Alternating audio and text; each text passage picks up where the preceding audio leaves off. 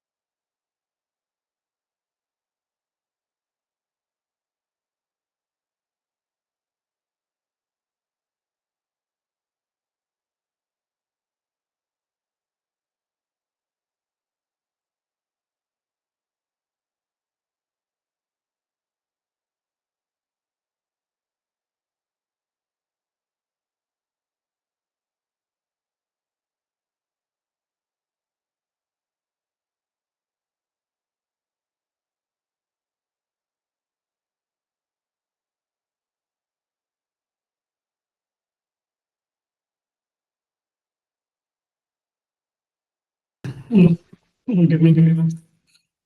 Good evening sir. Good evening sir.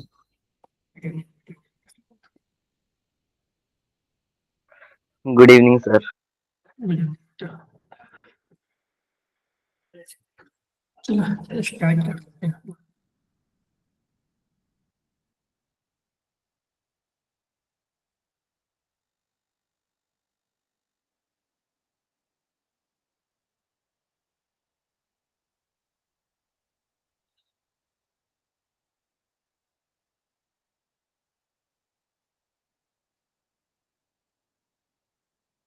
जी ये सब question हो गया था। यस। यस सर जी। एक क्वेश्चन और कर लेते हैं। कि मेरे पास इस तरह का एक सिस्टम है, ठीक है, कि एक पॉइंट मास है, ठीक है, एम का, और एक रॉड है मान लो, ठीक है, मास एम, लेंथ एल, ठीक है, और इसका इस पॉइंट से जो डिस्टेंस है वो ये है, एक पॉइंट मास और एक रॉड, ठीक है। तो फाइंड, तो इसमें हमें फाइंड करना है, find gravitational force between mass and rod, ठीक है, फाइंड ग्रेविटेशनल सर लैग हो रहा है। जी लैग हो रही है, कैसे नो लैग हो सर। रही है? यस सर, थोड़ी बहुत हो रही है। देखो लैग हो रही, वॉइस बतला। 27 हो रही थी आप। चलो, तो मैं बोला ना कि एक पॉइंट मास है m, और उससे d डिस्टेंस पे एक रॉड जिसका कि मास कैपिटल M और लेंथ L, ठीक है। इस पॉइंट मास का जो मास है स्मॉल m, ठीक है। Sir G force due to gravitation, find force gravitational force between them, ठीक है। Sir G capital M M D plus L/2 का होल स्क्वायर डिवाइड में। तो एक तो इसका तरीका है कि आप सेंटर ऑफ मास से कर सकते हो, है कि नहीं? आपने उसी से किया है यस सर। कि इस रॉड का जो सेंटर ऑफ मास होगा यहाँ पे होगा, तो इस रॉड को हम रिप्लेस कर दें एक पॉइंट मास से जो कि कैपिटल M का होगा। तो ये जो डिस्टेंस होगा यहाँ से L/2 पे होगा, तो ये जो इफेक्टिव डिस्टेंस हो जाएगा D प्लस L/2। तो जो फोर्स ऑफ एट्रैक्शन हो जाएगा वो होगा G मास का प्रोडक्ट, ठीक है, अपॉन डिस्टेंस बिटवीन देम का स्क्वायर, ठीक है। तो एक तो ये हो गया, ठीक है। दूसरा हम कर सकते हैं कि इसमें दूसरा हम ये भी कर सकते हैं कि हम इंटीग्रेशन का यूज कर दें, ठीक है। इंटीग्रेशन का भी यूज कर सकते हैं, लेकिन centre of mass best way है, ठीक है, उसको सॉल्व कर दें। सेंटर ऑफ मास इसलिए हमने पहले ही पढ़ा था, ठीक है। तो आप सेंटर ऑफ मास से इजिली कर सकते हो। दूसरा आप क्या ही करना कि ये इंटीग्रेशन का है, मैं समझा देता हूँ कैसे मास का है, ठीक है। और यहाँ पे एक रॉड इस तरह से मास m लेंथ का, ठीक है, मास m लेंथ, यहाँ से जो डिस्टेंस है वो d है, ठीक है, इसका डिस्टेंस।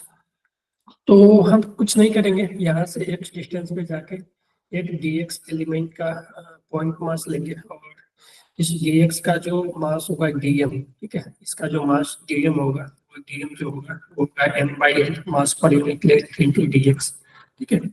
और इसके कारण हम फोर्स रखेंगे, तो देखो यहाँ से जो हमने लिया था वो x डिस्टेंस पे लिया है, तो ये x, ठीक है। तो जो फोर्स होगा इस मास और इस dm मास को हमने छोटा सा एलिमेंट दिया है dx, तो इस dm को हम एक पॉइंट मास मान सकते हैं। तो इसका जो फोर्स जो छोटा सा df जो होगा g मास इंटू dm, ठीक है, dm का वैल्यू कर सकते हैं अपॉन एक्स स्क्वायर, ठीक है, distance between them x square, इसका वैल्यू पुट कर दो तो जी dm का value m/l into m into dx, ठीक है, dm का वैल्यू पुट करोगे तो ये आ जाएगी अपॉन एक्स स्क्वायर। तो यहाँ से देखोगे तो gm ये चीज कॉन्स्टेंट हो जाएगी, ये gm/l इंटू 1/x², ठीक है, dx, ठीक है। अब कुछ नहीं करना है, आपको इंटीग्रेट कर देना है, इंटीग्रेट करना है टोटल फोर्स निकालने के लिए, इंटीग्रेट करना है कहाँ से कहाँ तक। तो देखो मास कहाँ से कहाँ तक इंटीग्रेट करेंगे, कोई बता सकता है?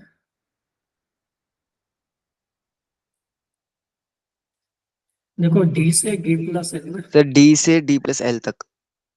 ठीक है, d से, क्योंकि मास यहाँ से शुरू हुआ, जो कि यहाँ से डिस्टेंस, क्योंकि हम x यहाँ से मेजर कर रहे हैं इस मास से, तो x d से शुरू हो रहा है और d प्लस l तक यहाँ से यहाँ तक आ रहा है, तो यहाँ से इसका डिस्टेंस d और यहाँ से इसका डिस्टेंस हो जाएगा d प्लस l, ठीक है। तो इसको इंटीग्रेट करोगे तो सेम चीज यहाँ पे भी वही चीज होगी। तो देखो हमने क्या किया कि इस मास से x डिस्टेंस पे जाकर इस रॉड का एक छोटा सा मास लिया, और उस छोटे से मास को हम पॉइंट मास एज्यूम कर सकते हैं, ठीक है। क्योंकि देखो न्यूटन्स लॉ ऑफ जो ग्रेविटेशन था वो पॉइंट मास के लिए वैलिड था, ठीक है। न्यूटन्स लॉ ऑफ ग्रेविटेशन जो था वो पॉइंट मास के लिए वैलिड था। तो हमने इस रॉड का एक छोटा सा यहाँ से x डिस्टेंस पे एक छोटा सा पॉइंट मास ले लिया, और इस पॉइंट मास के कारण इस फोर्स, इस दोनों के बीच जो एट्रैक्शन का फोर्स है वो ये आ जाएगा, ठीक है, dF इक्वल टू ये, ठीक है। तो और फिर इस जो पॉइंट मास dm होगा इसका, ठीक है, जो हमने dx लेंथ का एक मास लिया जिसका कि मास dm है, उस dm को लिख सकते हैं मास per unit length m/l into dx, ठीक है। टोटल मास m है, टोटल लेंथ l लेंथ का मास m है, तो dx लेंथ का मास m/l इंटू dx होगा, ठीक है। तो मैंने इसको अच्छे से पहले भी किया हुआ है। तो इस छोटे से dm मास और ये स्मॉल m मास में जो फोर्स ऑफ एट्रैक्शन होगा वो ये होगा, ठीक है। और डीएम का वैल्यू यहाँ से तुम ये रख दो, तो डीएम का वैल्यू यहाँ पे रख दो, तो M by L into D X, small M पहले से था, तो ये आ जाएगा G M by L upon X square into D X. Clear? इसको सॉल्व करोगे ना, इसको सॉल्व करोगे ना अपॉन एक्स स्क्वायर, ठीक है। तो इसको सॉल्व करोगे तो आपके पास ये आ जाएगा, ठीक है।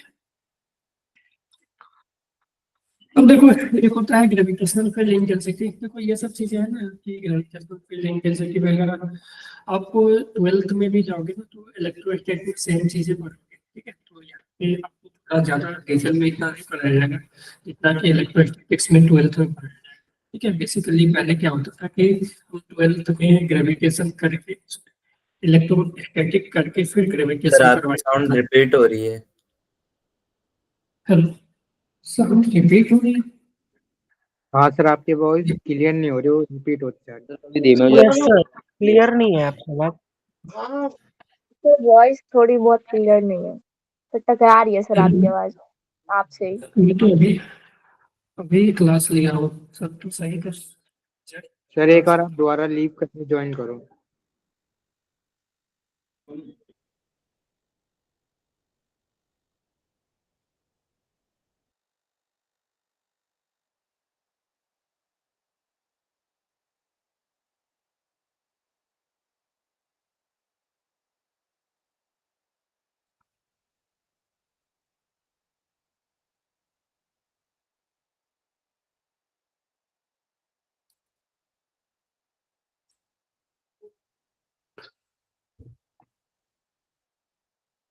हेलो,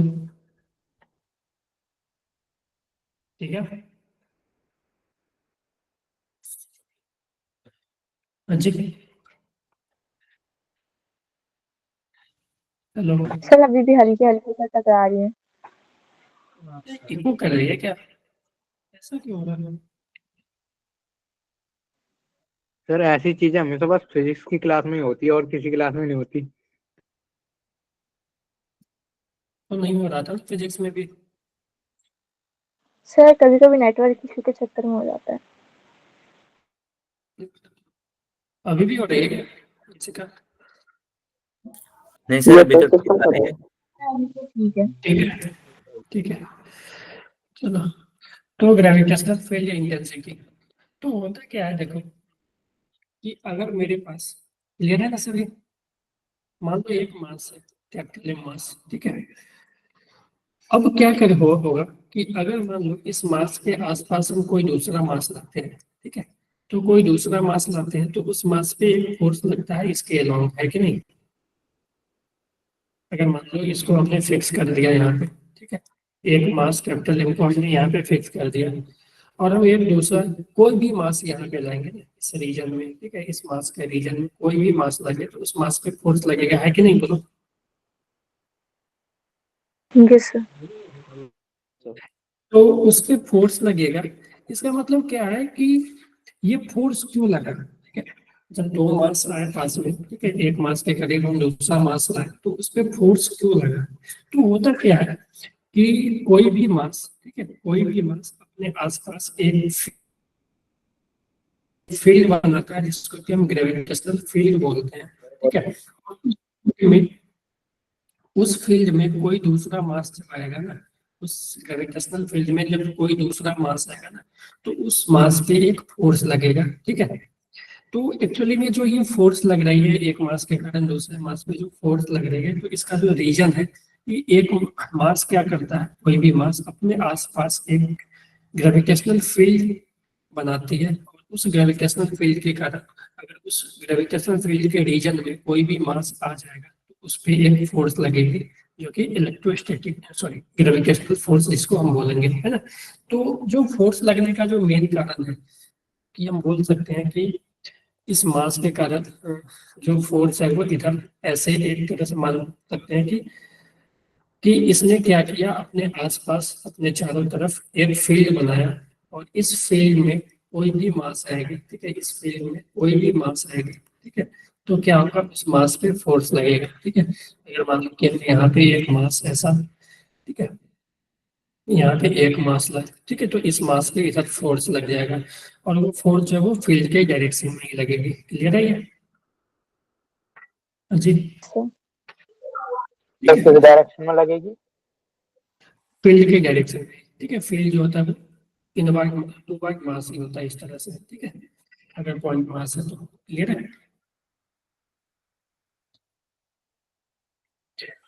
अब देखो, Yes, sir. It is the region around the मास, तो ग्रेविटेशनल, और उस फील्ड को हम ग्रेविटेशनल फील्ड इंटेंसिटी या सिर्फ ग्रेविटेशनल फील्ड भी बोल सकते हैं। तो कभी भी ऐसा बोले कि ग्रेविटेशनल फील्ड निकालो, तो आप समझ लेना कि ग्रेविटेशनल फील्ड इंटेंसिटी की बात हो रही है। इंटेंसिटी ये है कि वो कितना ग्रेविटेशनल फील्ड बनाया, स्ट्रेंथ कितना है ग्रेविटेशनल फील्ड का, वही हो जाता है ग्रेविटेशनल फील्ड इंटेंसिटी। तो हम लोग बार बार ऐसा नहीं बोलेंगे ग्रेविटेशनल फील्ड इंटेंसिटी, अगर ऐसा भी बोल दे कि उसका ग्रेविटेशनल फील्ड निकालो इतने डिस्टेंस पे, ठीक है, ग्रेविटेशनल फील्ड निकालो, तो आप ग्रेविटेशनल फील्ड इंटेंसिटी समझना, ठीक है। It is the region around the mass where gravitational effect can be observe, ठीक है। तो मास के रीजन में, मास के आसपास वो रीजन जहाँ पे कि ग्रेविटेशनल इफेक्ट ऑब्जर्व किया जाता है, ठीक है। ऑब्जर्व करने का मतलब कि उस रीजन में कोई भी मास है तो उस पर फोर्स लगे, ठीक है, तो उसको हम बोलेंगे ग्रेविटेशनल फील्ड रीजन, ठीक है। अब यहाँ पे देखो कि कुछ पॉइंट लिखे हुए हैं कि gravitational field due to body extended till infinity, तो ग्रेविटेशनल फील्ड जो होती है वो इन्फिनिटी तक एक्सटेंडेड होती है, ठीक है।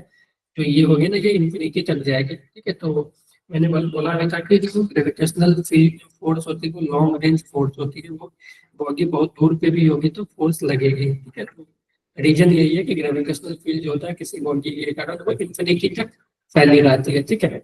और strength of gravitational field decrease on moving away from the body, यानी बॉडी से जितना जितना दूर जाएंगे, तो आपने देखा भी होगा कि एक मास यहाँ पे है और इस मास का अगर तुम डिस्टेंस बढ़ाओगे, ठीक है, इस मास का अगर दूर ले जाओगे तो इसका जो फोर्स है वो कम होते जाएगा। फोर्स का value G M by R square, R जैसे जैसे बढ़ेगा तो फोर्स जो है वो कम होते जाएगा। इसका रीजन यही है कि जैसे जैसे हम मास से दूर जाएंगे ना, तो मास से दूर जाने में क्या होगा कि इलेक्ट्रिक फील्ड, जो फील्ड का स्ट्रेंथ है, ठीक है, फील्ड का जो स्ट्रेंथ है वो डिक्रीज होता है कि नहीं, उसी कारण उस पर फोर्स डिक्रीज हो जाएंगे। क्लियर है?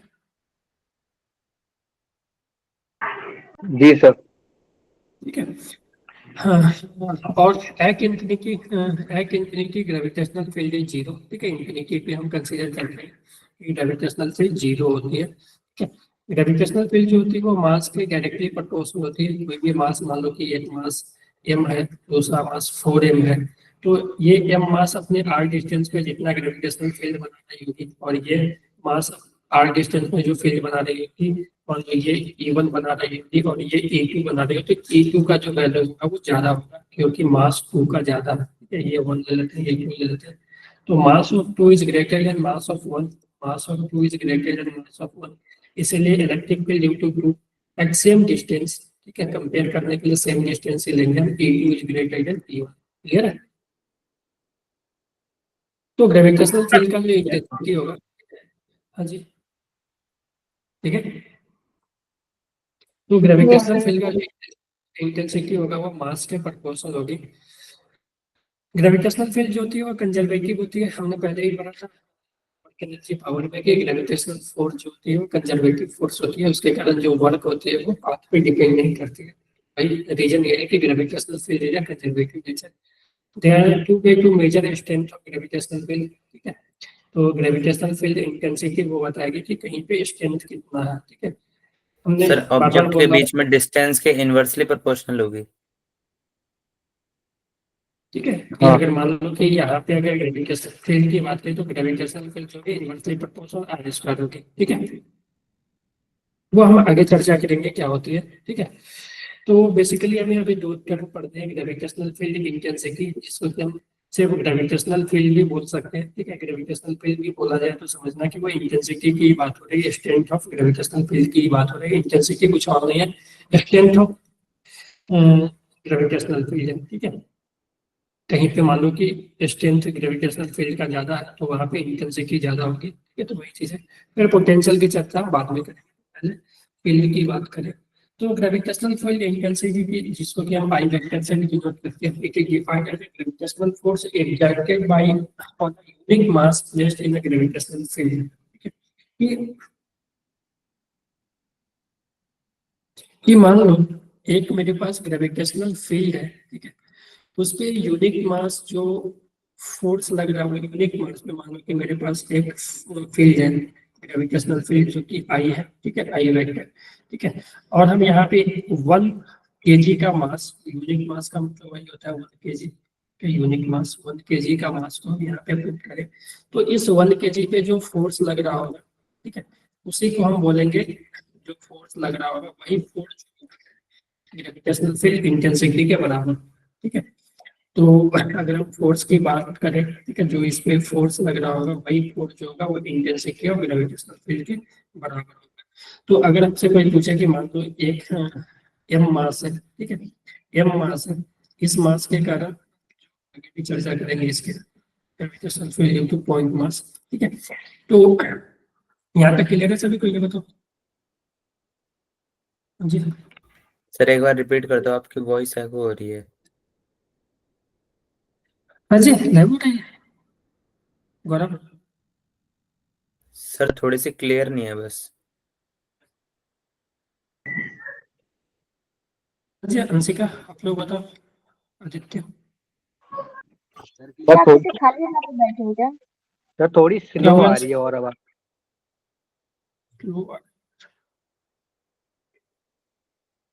चलो ठीक है, कोई ना। तो देखो, अगर मान लो कि यहाँ पे एम मास है ना, एम मास, तो इस पे अगर हम फोर्स की बात करें, ठीक है, तो इस पे अगर मान लो एफ फोर्स लग रहा होगा ना, एफ फोर्स, एफ फोर्स लग रहा हो तो intensity of magnetization, sorry, gravitational field intensity जो होगी वो फोर्स, ठीक है, by mass, force per unit mass, ठीक है, या आप अगर 1 kg का मास ले लें तो 1 kg का मास यानी मास अगर 1 ले लोगे तो intensity of gravitational field intensity force के बराबर ही होगी, यानी 1, अगर मान लो इधर है इंटेंसिटी ग्रेविटेशनल फील्ड का, और 1 kg का अगर मास लेते हैं तो इस पे जो फोर्स लगेगी, फोर्स लगेगी, अगर मैं इंटेंसिटी की बात करूँ तो फोर्स बाई यूनिट मास यानी फोर्स बाई मास 1 kg, यानी यहाँ पे इंटेंसिटी जो है वो फोर्स के बराबर ही आएगी। ठीक है, तो इंटेंसिटी ऑफ ग्रेविटेशनल फील्ड निकालने के लिए हमें क्या करना पड़ेगा? सर हाँ तो जो यहाँ पे मास है वो ऑब्जेक्ट का है ना जिसपे ग्रेविटेशनल फोर्स लग रही है।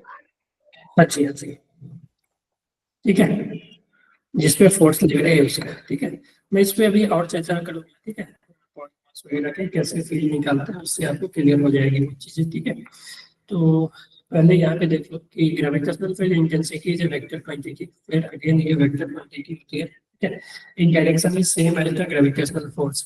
ठीक है, इसका जो डायरेक्शन होगा जिधर फोर्स लगेगा उसी डायरेक्शन में जो ग्रेविटेशनल फील्ड का डायरेक्शन होगा। ठीक है, कि मान लो एक मास एम है, एक मास एम, ठीक है, तो इस मास के कारण जो फील्ड है उसका डायरेक्शन अगर पता करना है तो इस मास पे देखोगे, तो इस मास पे फोर्स जो है वो इधर लगेगी, तो इंटेंस फोर्स इधर लगी तो आई भी जो होगा इधर ही होगा, है कि नहीं, ग्रेविटेशनल फील्ड इंटेंसिटी। ठीक है, तो ये हो गई। अगर यूनिट की बात करें तो इंटेंसिटी जो आया था फोर्स पर यूनिट मास, तो जो यूनिट जो हो जाएगा फोर्स का न्यूटन, ठीक है, फोर्स का न्यूटन, मास का केजी, तो जो यूनिट हो जाएगी इसका न्यूटन पर केजी। ठीक है, डायमेंशन की बात करो तो डायमेंशन में लिख सकते हो, डायमेंशन, डायमेंशन लिखोगे तो फोर्स बाय मास, फोर्स का डायमेंशन होता है एम ए टी माइनस 2, और मास का डायमेंशन एम, एम से एम कैंसिल हो जाएंगे तो एम का पावर 0 बचेगा, कुछ एम है ही नहीं, एल टी माइनस 2। ये चीजें आप याद रख सकते हो। ठीक है, याद नहीं रखना है, फॉर्मूला याद रहेगा तो आप बता ही सकते हो। ठीक है, तो देखो अब यहाँ पे हम, यहाँ से आप ये होगा कि ग्रेविटेशनल फील्ड वगैरह कैसे निकालते हैं। ठीक है, ओके जी, मैन का आपका कैमरा ऑन है क्या?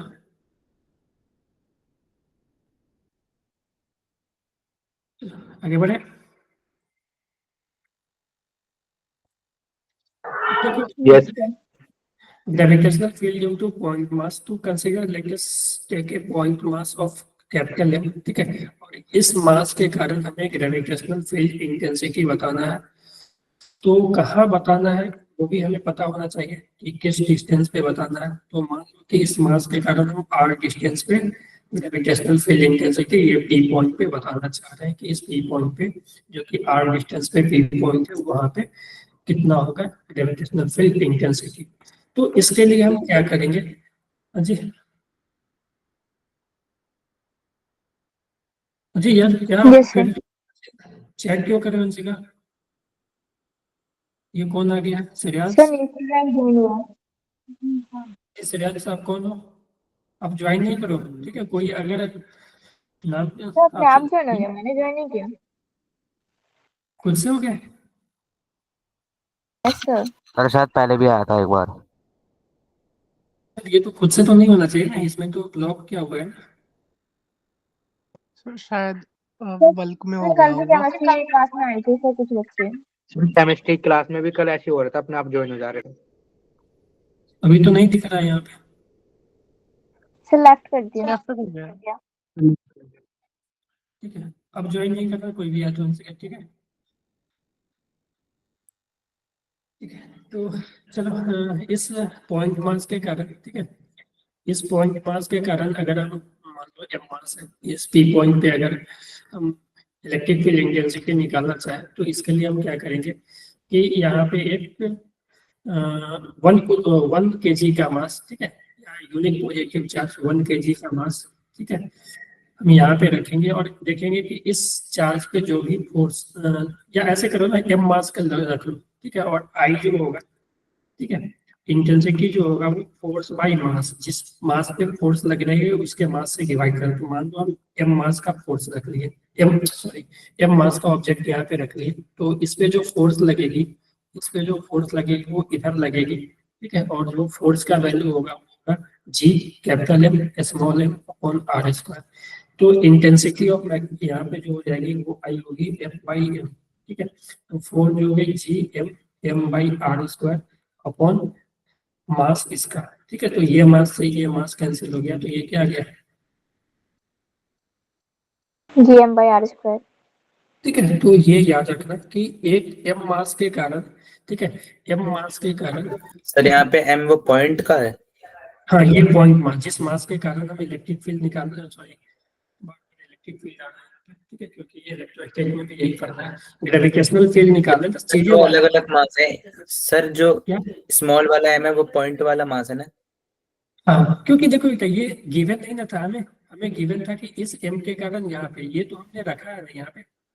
तो इलेक्ट्रिक जो डिफाइन किया गया है ना, इलेक्ट्रिक फील्ड जो डिफाइन किया गया ना, वो डिफाइन किया गया कि यूनिक मास पे जो फोर्स लगे, मान लो कि एम मास के कारण हम यहाँ पे आर डिस्टेंस पे इलेक्ट्रिक फील्ड निकालना चाह रहे हैं, सॉरी इलेक्ट्रिक फील्ड का मतलब समझना ग्रेविटेशनल फील्ड, ये चीज है, ठीक है, क्योंकि मैं अभी ट्वेल्थ अभी भी खत्म हुआ है सिलेबस, तो वहाँ पे इलेक्ट्रिक मैग्नेटिक फील्ड, तो यहाँ पे अगर हम एक ग्रेविटेशनल फील्ड निकालना चाहें तो हम यहाँ पे क्या करते हैं, 1 kg का एक मास पुट करते हैं, और इस मास पे जो फोर्स लगेगी वह, जब ग्रेविटेशनल फील्ड का जो डिफिनीशन है वो देखो, ठीक है, डिफिनीशन देखो, तो डिफिनीशन है it is define as gravitational force excited on unique mass यानी 1 kg mass placed in a gravitational field, यानी इस 1 kg के जो फोर्स लगेगा ना वही ग्रेविटेशनल फील्ड के बराबर हो जाएगा। तो फोर्स जो है वो लगेगा G capital M into 1 by R square, और यही फोर्स जो है वो आई फोर्स के बराबर हो जाएगी, तो आई की होगी जी एम बाई स्क्वायर, है ना। Yes, तो sir। पॉइंट मास, ठीक है, पॉइंट मास के कारण जो ग्रेविटेशनल फील्ड आया आर डिस्टेंस पे इस एम मास के कारण, तो वो आया जी एम आर स्क्वायर। तो तुम देख रहे होगे कि इंटेंसिटी ऑफ जो ग्रेविटेशनल फील्ड का इंटेंसिटी आई जी भी कहीं कहीं लिखा जा सकता है, ठीक है, तो समझ जाना वही, तो वो डायरेक्टली प्रोपोर्शनल मास है, और आई जी जो है वो इनवर्सली प्रोपोर्शनल डिस्टेंस का स्क्वायर है, यानी जैसे जैसे डिस्टेंस बढ़ेगा इंटेंसिटी जो है घटेगी। डिस्टेंस से इसका ग्राफ बना है, ठीक है, डिस्टेंस से अगर ग्राफ बना आई जी और डिस्टेंस का, तो वो कुछ इस तरह का रहेगा, ठीक है। यानी इसके एकदम पास आ जाओगे, यानी आर एकदम टेंस टू जीरो हो जाएगा ना, तो आर अगर टेंस टू जीरो करोगे तो ये आई है वो इन्फिनिटी हो जाएगा, ठीक है। और जैसे जैसे इन्फिनिटी होगा, मतलब आर जैसे जैसे बढ़ेगा, तो बढ़ते बढ़ते बढ़ते मान इन्फिनिटी को आर टेंस करेगा तो इलेक्ट्रिक फील्ड जो है, सॉरी ग्रेविटेशनल फील्ड जो है वो जीरो हो जाएगी, ठीक है। Yes sir. yes, आर अगर जीरो को टेंस कर रही है, ठीक है, तो उस केस में आई जो होगी वो इन्फिनिटी को टेंस करेगी, और आर जब इन्फिनिटी को टेंस करेगी तो उस केस में आई जो है वो जीरो को टेंस करेगी, ठीक है। yes, तो sir. हमेशा याद रखना कि अब देखो उस पर फोर्स कितना लगता है, ठीक है। फोर्स अब तुम देखोगे कि ये तो हो गया इलेक्ट्रिक फील्ड, ठीक है। अब कोई भी सॉरी ग्रेविटेशनल फील्ड, और कोई भी ग्रेविटेशनल फील्ड में कोई मास आ जाए, ठीक है, force force on mass in gravitational field, ठीक है।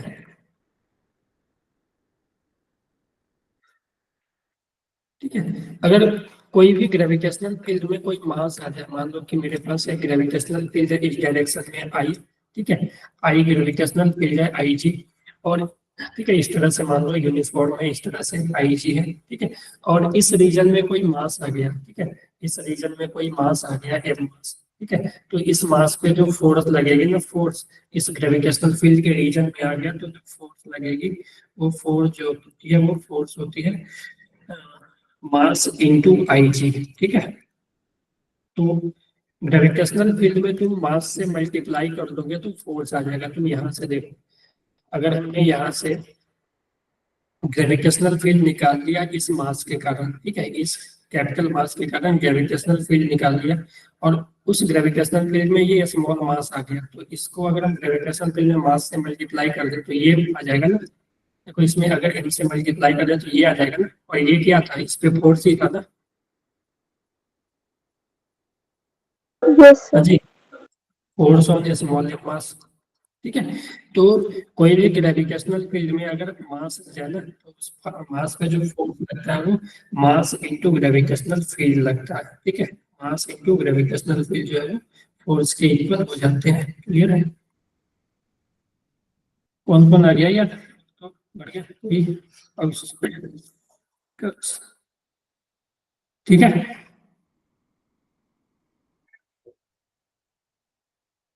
तो ये हो गया। Yes, तो बेसिकली हमें ग्रेविटेशनल फील्ड, ठीक है, पॉइंट मास के कारण, ठीक है, एम मास है तो G M by R square, ये हमेशा आप लोग याद रखना, ठीक है। और ये भी कि मास बढ़ने से जो ग्रेविटेशनल फील्ड है वो मास के प्रोपोर्शनल है, जिस मास के कारण हम निकालते ग्रेविटेशनल फील्ड, ठीक है, उसके प्रोपोर्शनल है, और डिस्टेंस के स्क्वायर के। और फील्ड का जो डायरेक्शन होगा वो हमेशा फोर्स के डायरेक्शन में। तो यहाँ पे भी लिखा हुआ है direction is same as the gravitational force. तो तुम अगर डायरेक्शन देखना चाहते हो तो इस मास पे 1 kg पे फोर्स जो है वो इधर लगेगा, तो ग्रेविटेशनल फील्ड जो होगी वो इधर होगी। तो बेसिकली अगर तुम देखोगे ना तो फील्ड का डायरेक्शन तो ये कुछ इस तरह का दिखेगा, ठीक है। ये अगर मान लो पॉइंट मास है ना, पॉइंट मास एम मास, तो ये अपने चारों तरफ इस तरह का फील्ड बनाएगा,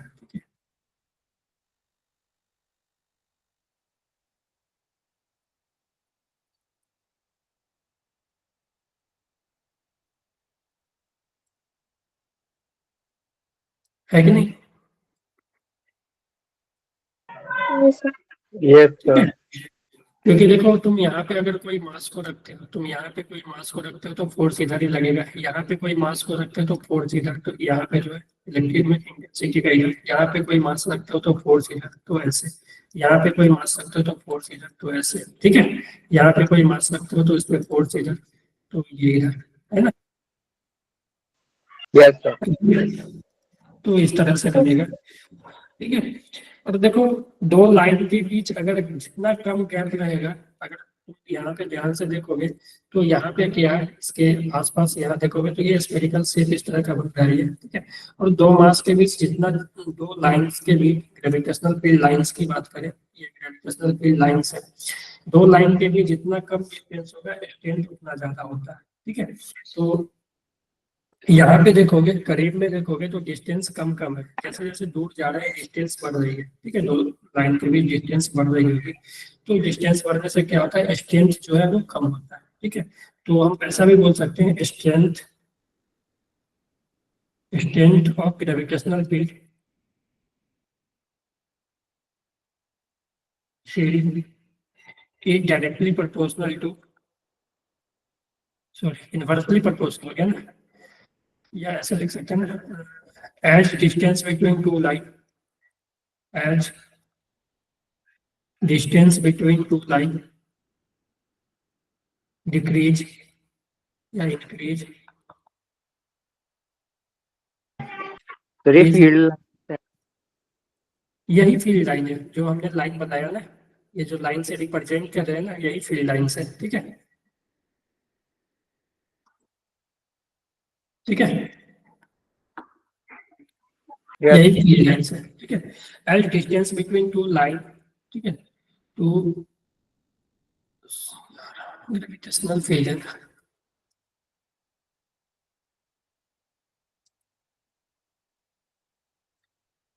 between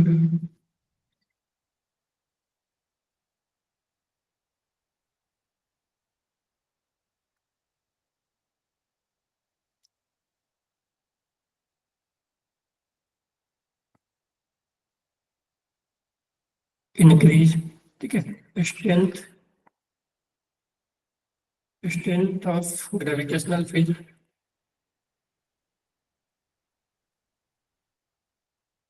डिक्रीज, ठीक है।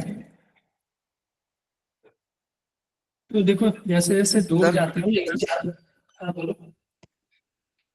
सर जो ये ग्रेविटेशनल फील्ड लाइंस है, इसके डायरेक्शन अंदर की तरफ क्यों है? क्योंकि देखो इस मास के पास, इस मास के रीजन में कोई दूसरा मास लाओगे तो फोर्स तो इसके अलोंग ही लगेगा ना, इसके तरफ ही लगेगा ना,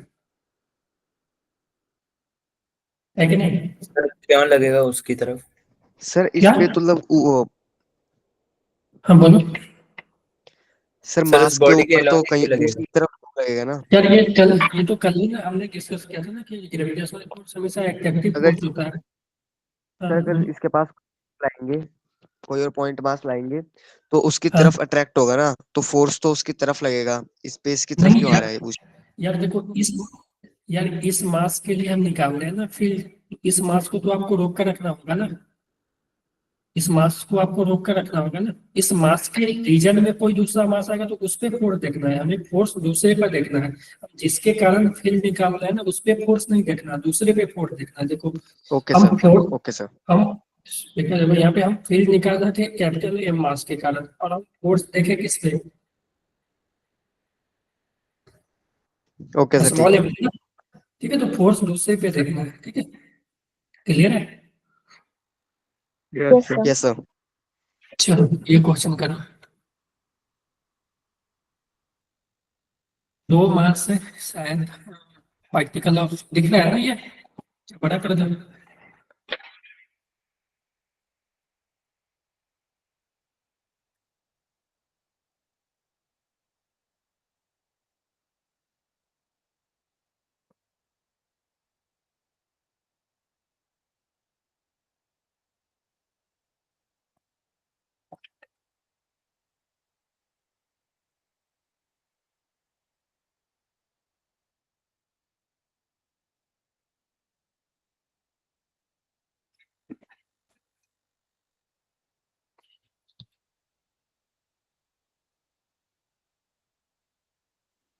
सर इसमें ग्रेविटेशनल कांस्टेंट की वैल्यू पुट करके आंसर निकालें या फिर सिर्फ उसकी टर्म जी के टर्म में निकाल लें? सर ए पे जीके टर्म में बोलो। सर ए की जो इंटेंसिटी आ रही है वो आ रही है G/d², और बी जो नहीं बी की आ रही है G/d² और ए की आ रही है मास मास मास क्या? सर यहाँ पे मास क्या दिया हुआ है? 4m है, वहां पे भी लिखा ना, लिखा हुआ है पार्टिकल ऑफ मास 4m। तो सर वही तो बताया। मतलब क्या बताए ये थे, बोलो। जो सर पार्टिकल 4 ए वाला पार्टिकल उस पे है 4 g/d², और जो पार्टिकल बी है मास, उसमें g/d²।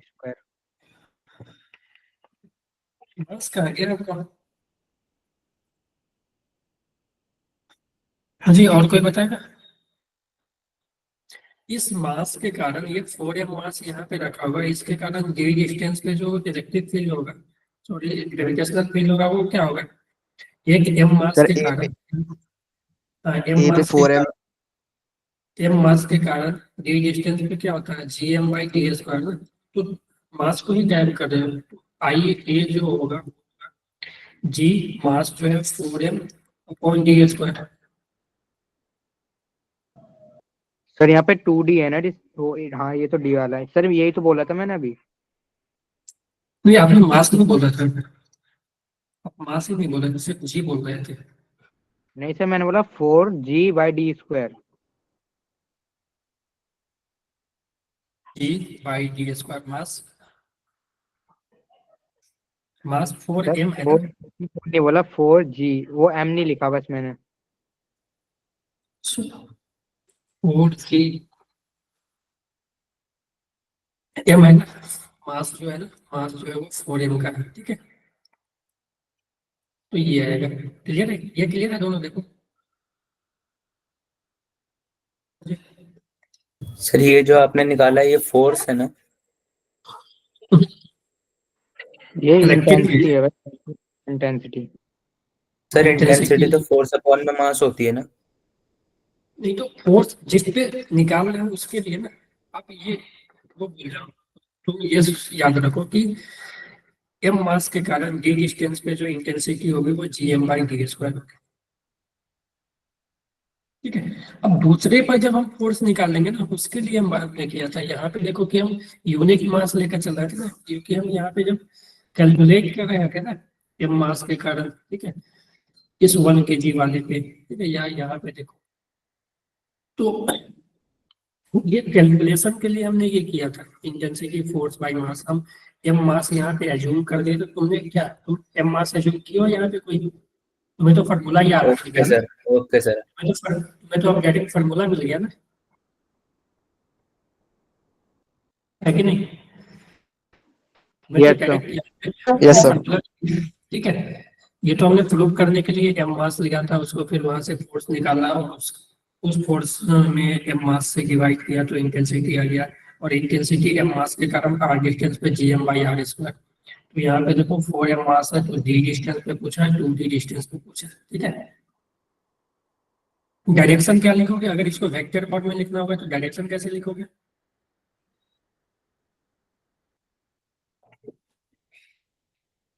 तो यहाँ पे अगर तुम देखोगे ए पे, तो ए पे जो होगा वो इधर होगा ना, यानी नेगेटिव एक्स की तरफ ना। Yes sir. बी यस पे सर। देखोगे तो, बी पे देखोगे तो इधर माइनस ना, जे कैप। ऐसे होगा ना, ओके। तो सर हमें जो इंटेंसिटी है वो डायरेक्शन के साथ ही लिखनी होगी पूरी? नहीं नहीं, अगर आपसे डायरेक्शन पूछ रहे हैं तो ऐसे भी है। ये इंटेंसिटी का हमने पहले जो लिखा था, डायरेक्शन के साथ आई कैप जे कैप नहीं लगा रहे हो तो वो मैग्नीट्यूड हो गया, ठीक है। इंटेंसिटी का मैग्नीट्यूड जो होगा g/4m/d², ये हमने वेक्टर लगा दिया कि डायरेक्शन भी हमें पता चल जाए, ठीक है। तो आपको अब क्वेश्चन में पता करना पड़ेगा कि आपसे क्या पूछ रहा है क्वेश्चन, ठीक है, कि डायरेक्शन के यस साथ सर। पूछ रहे हैं या मैग्नीट्यूड। अगर सिर्फ मैग्नीट्यूड पूछ रहा है तो डायरेक्शन तो लगाओगे, है ना। सर एक बार इसकी पिछली स्लाइड चला दो वाली, कौन 30th वाली? स्लाइड। ये, यस सर, नोट कर रहा था तो। ठीक है, कर दो।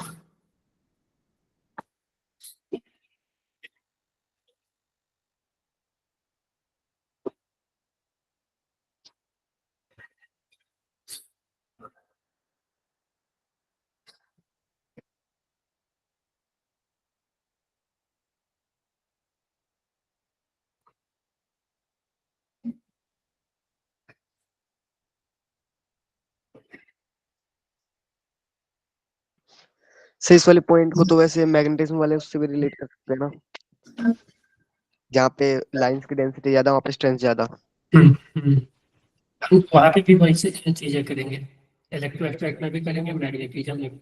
इलेक्ट्रोस्टैटिक देखो, इलेक्ट्रोस्टैटिक और ग्रेविटेशन का जो फील्ड है ना, वो लगभग सेम है, ठीक है। Yes sir. इलेक्ट्रोस्टैटिक में जो नेगेटिव चार्ज होता है ना, यहाँ पे जो मास का जो रोल है, वहाँ पे नेगेटिव चार्ज का रोल है। नेगेटिव चार्ज के कारण यही चीज देखेंगे, वहाँ पे जो फील्ड आएगा ना, वहाँ पे जो फील्ड आएगा, वहाँ पे जी की जगह एक नया कांस्टेंट के आ जाता है, ठीक है। मास की जगह क्यू आ जाता है और डिस्टेंस आर स्क्वायर, ठीक है।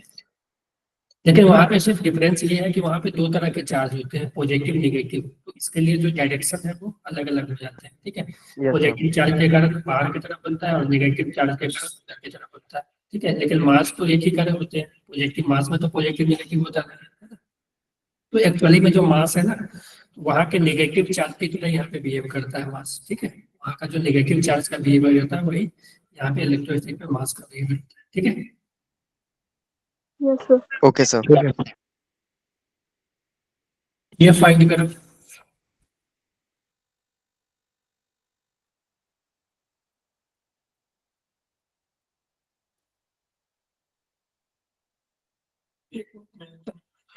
सॉल्व करो।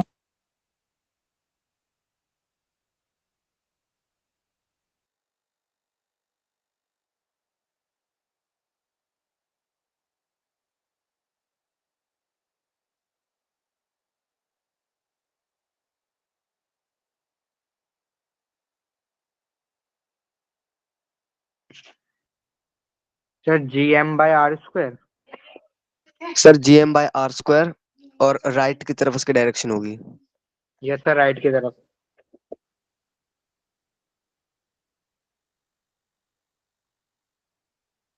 सर GM/R² आई कैप पॉजिटिव में सर।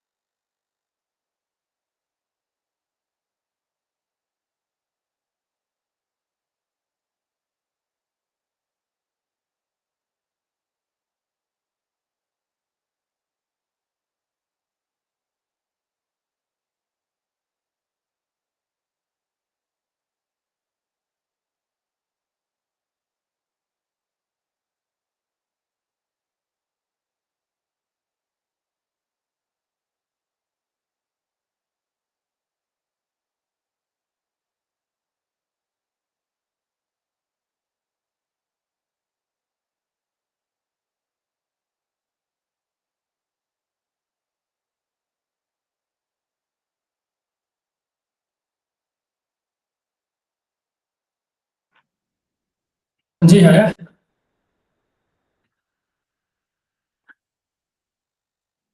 यस सर, GM/R² आई cap.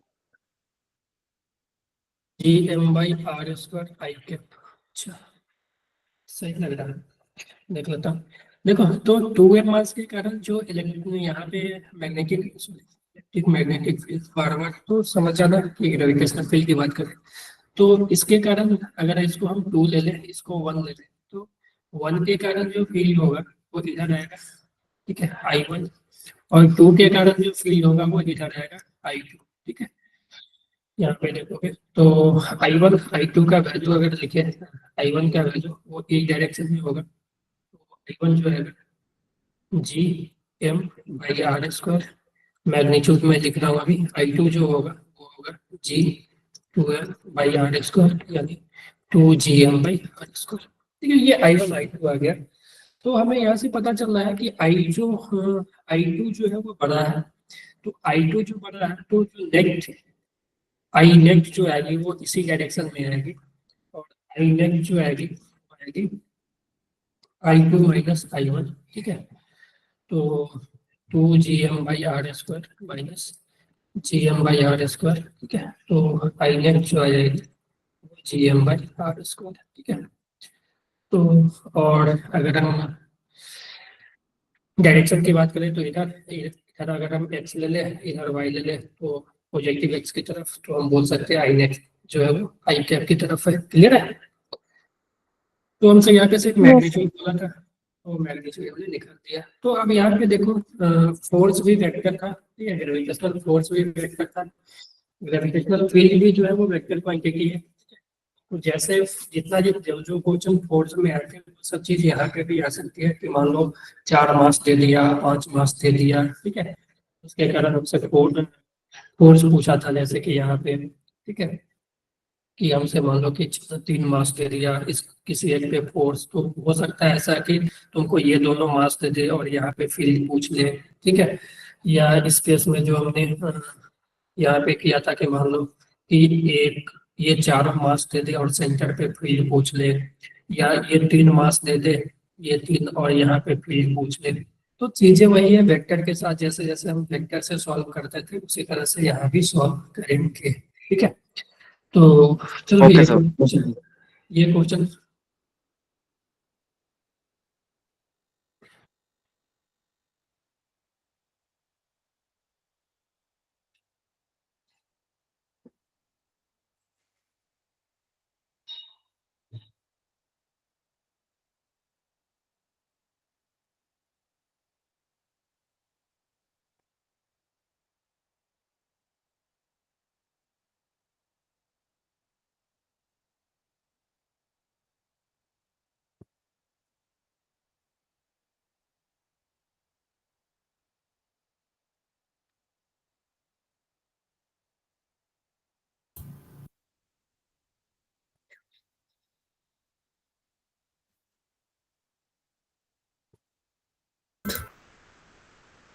Sir 2.5। Final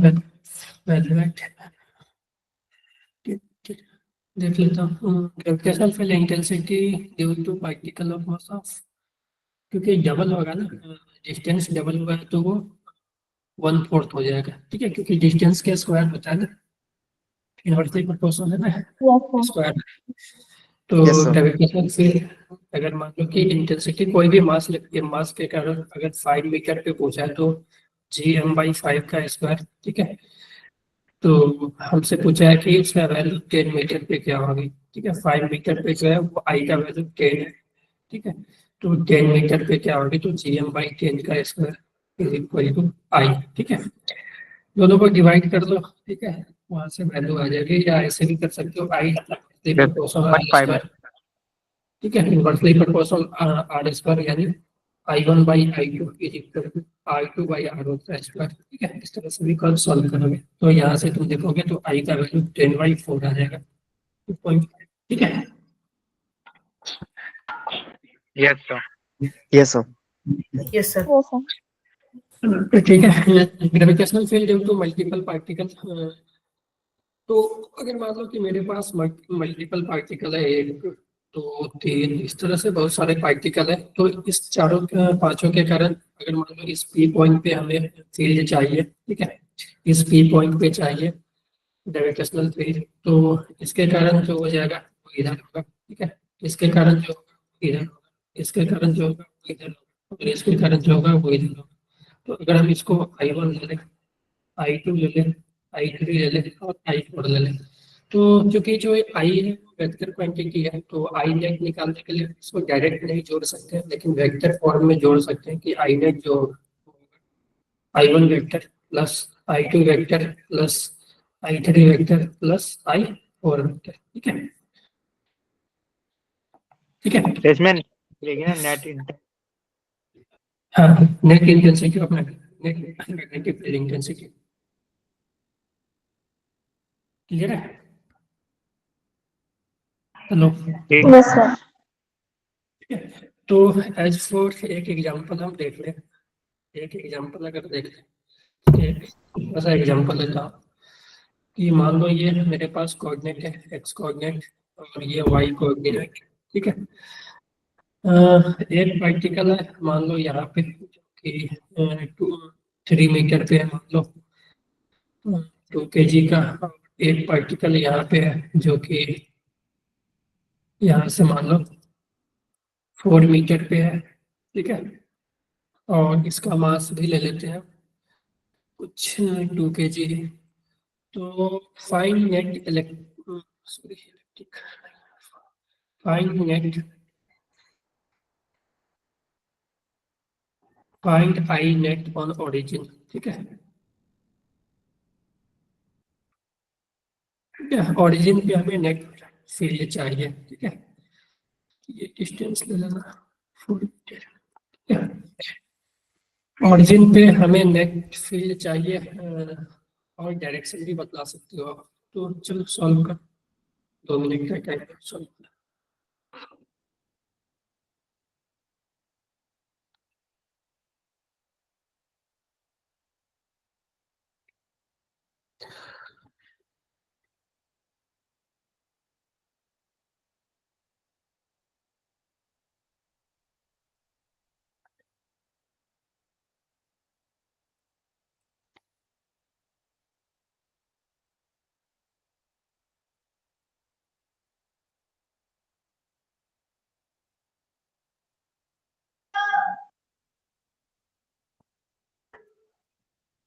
sir 25G/72।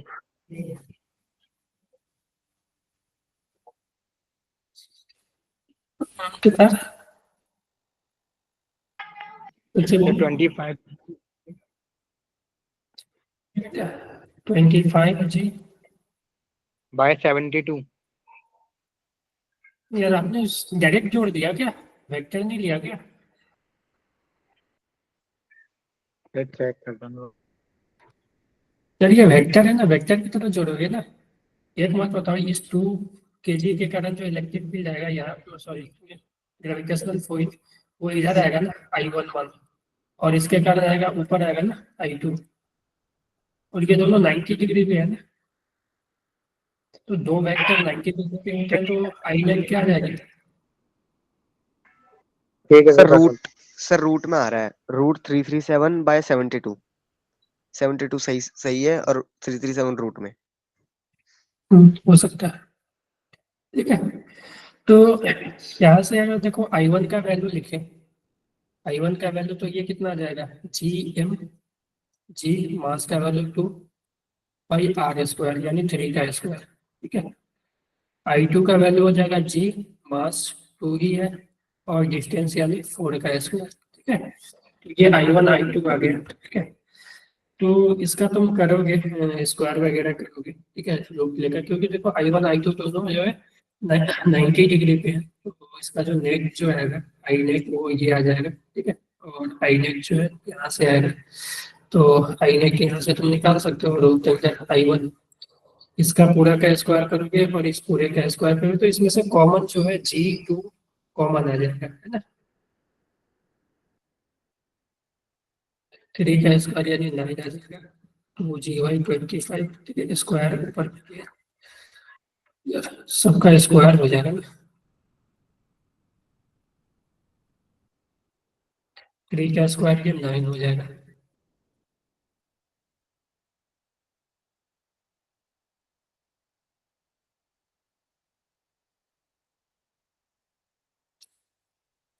तो इसमें से देखो ये 2G² कॉमन आके बाहर आ जाएगा, तो ये बच जाएगा 2G, और रूट अंडर 1/9 का स्क्वायर 81, प्लस 1/16 का स्क्वायर कितना हो जाएगा 196। No sir 256। अच्छा 19, हाँ 256, ठीक है। तो ये आई नेट हो जाएगा ना, बोलो। हाँ सर यही है। ठीक है, तो इसको सॉल्व करोगे तो जो भी आएगा ये आई नेट आ जाएगा, ठीक है। यहाँ से शायद इसको मैंने solve करो। सिंपल ही ऐड कर दिया था। नहीं बेटा, सिंपल ऐड नहीं होगा, ये वेक्टर होते हैं, तो वेक्टर को इस तरह से ऐड नहीं कर सकते। फिर अगर डायरेक्शन की बात करें, नेट का जो डायरेक्शन होगा, तो इस दोनों से पास करेगा ऐसे, ठीक है। तो इसका अगर हम यहाँ से थीटा बताना चाहें, तो हम लिख सकते हैं tan theta is equal to I2/I1। इसमें कोई किसी को दिक्कत नहीं है ना। तो no sir. tan theta I2/I1, और I2 और I1 का वैल्यू रख दो। I2 का वैल्यू है 2G/16, I1 का वैल्यू 2G/19, ठीक है 9। तो ये सही है, तो ये 9/16 आ गया, है ना। तो थीटा जो हो जाएगी tan इनवर्स 9/16। तो हम डायरेक्शन वगैरह सब बता सकते हैं, ये हो जाएगी E net, sorry I net. तो ये वेक्टर है, तो इसको थोड़ा सा अच्छे से सॉल्व करना वेक्टर की तरह, ठीक है। एक क्वेश्चन और देता हूँ मैं, ये मान लो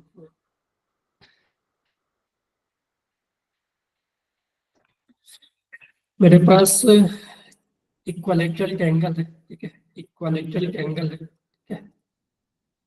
और इस ट्रायंगल के 2 पॉइंट पे यहाँ पे मास 2 kg, ठीक है, यहाँ भी मास, या मास को m ही ले लेते हैं, यहाँ पे मास m, यहाँ पे मास m, और हमें इस O पॉइंट पे फील्ड चाहिए, ठीक है। Find IG at point O, ठीक है, आई नेट, ठीक है, I net at point O, ठीक है। तो इस पॉइंट पे नेट ग्रेविटेशनल फील्ड चाहिए। सॉल्व करो। इक्विलेटरल ट्रायंगल है साइड ए, ठीक है।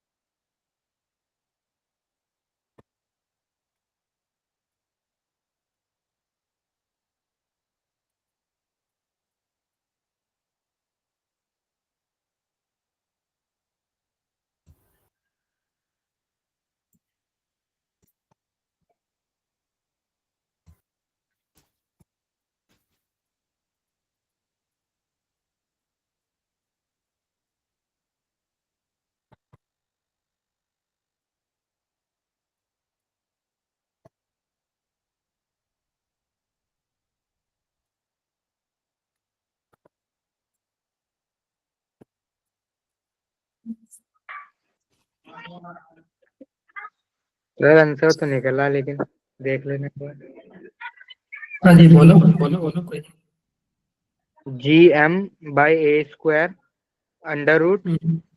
1 + 1/2 + 1। 1/2 प्लस नहीं यार, शायद √3 आना चाहिए।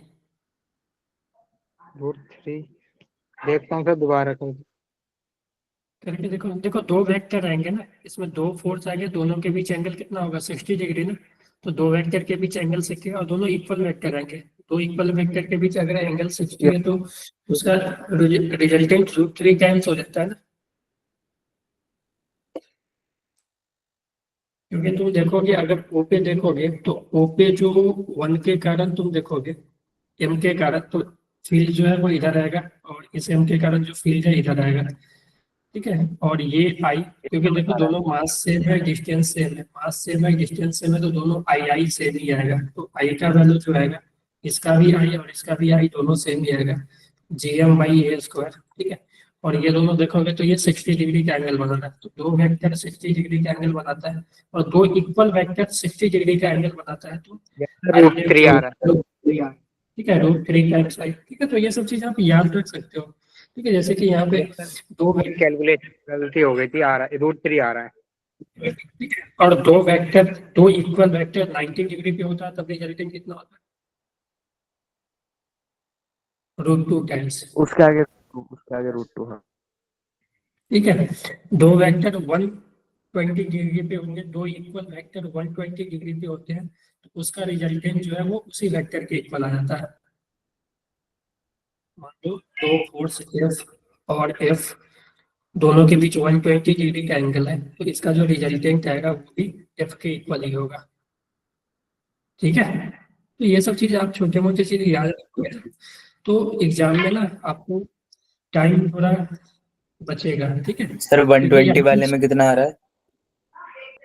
सेम आ जाता है, जो वेक्टर था ना उसी के इक्वल। अगर एफ वेक्टर 2 है 120 डिग्री पे, तो आप इससे कर लो ना सॉल्व। एफ नेट जो होगा वो root under F1² + F2² + 2F1 F2 cos theta.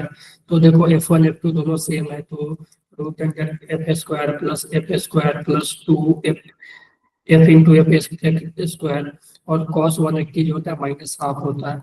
देखो ये से ये कैंसिल, तो -F² F² से कैंसिल हो जाएगा, तो √F² यानी F बचेगा। तो ये फार्मूला से आप निकाल सकते हो ना ये वेक्टर का, दो वेक्टर के बीच का रिजल्टेंट। ये भी चीज जो आई है ना, ये यहीं से आई है कि देखो, मैं यहाँ पे यस आपको समझाता हूँ, ठीक है, यहाँ पे आपको समझाता हूँ कि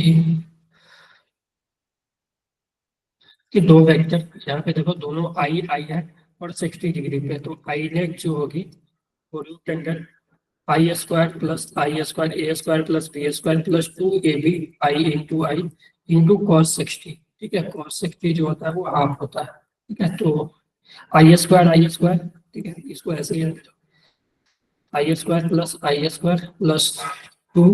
आई स्क्वायर कॉस 60 हाफ, तो ये 2 से 2 गया, तो आई square plus I square 3 I square बचा ना, यस सर ठीक है। और आई का वैल्यू कितना था ये, तो आई नेट जो आ जाएगी √3,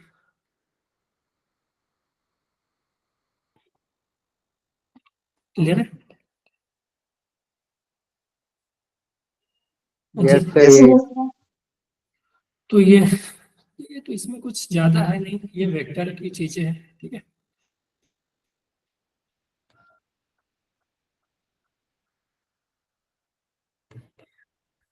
अगर इसमें हमें एक क्वेश्चन स्क्वायर का भी दे दे,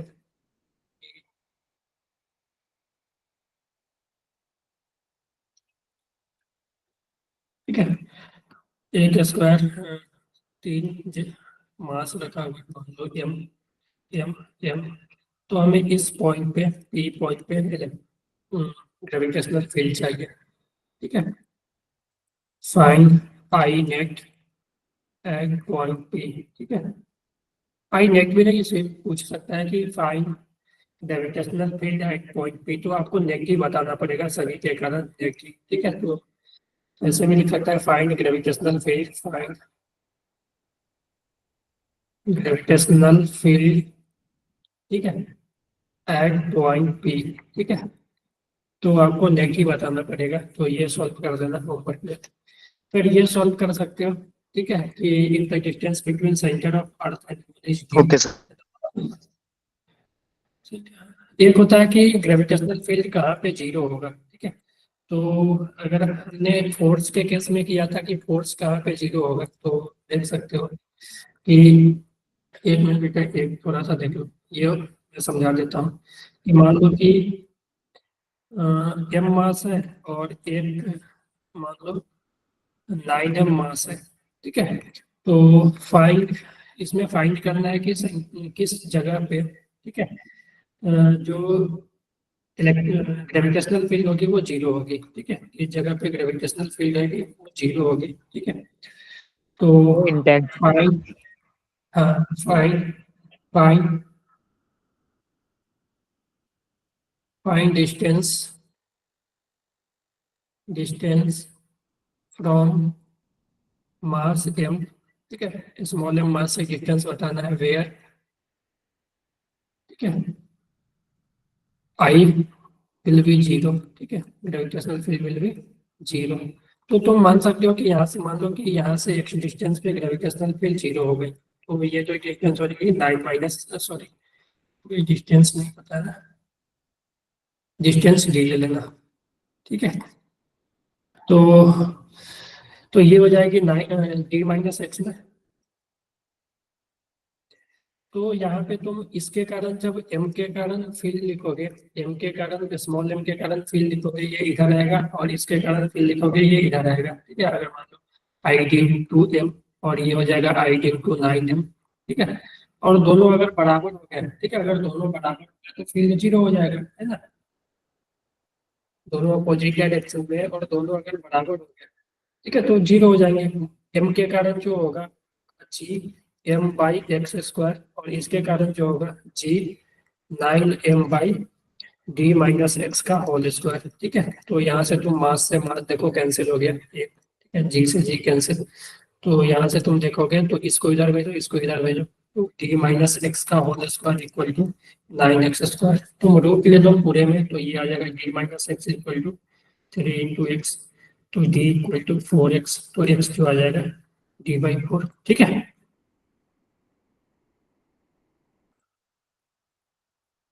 समझ गए ये?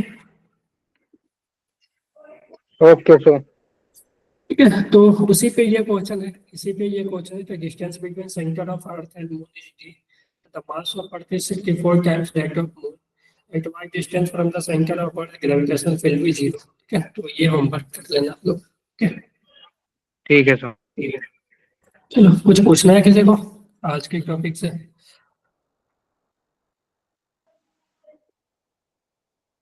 ठीक है, डीपीपी सॉल्व करो। ठीक है, डीपीपी सॉल्व करते रहो। ठीक है?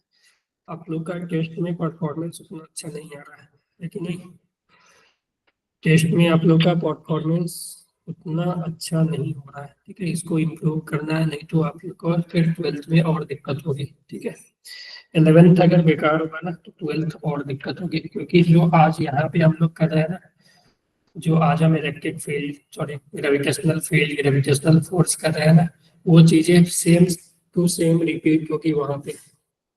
इलेक्ट्रिक फील्ड मैग्नेटिक फील्ड बन के, ठीक है, electric field strength magnetic field strength. Clear है? अजी अब्दुल्ला क्या हुआ?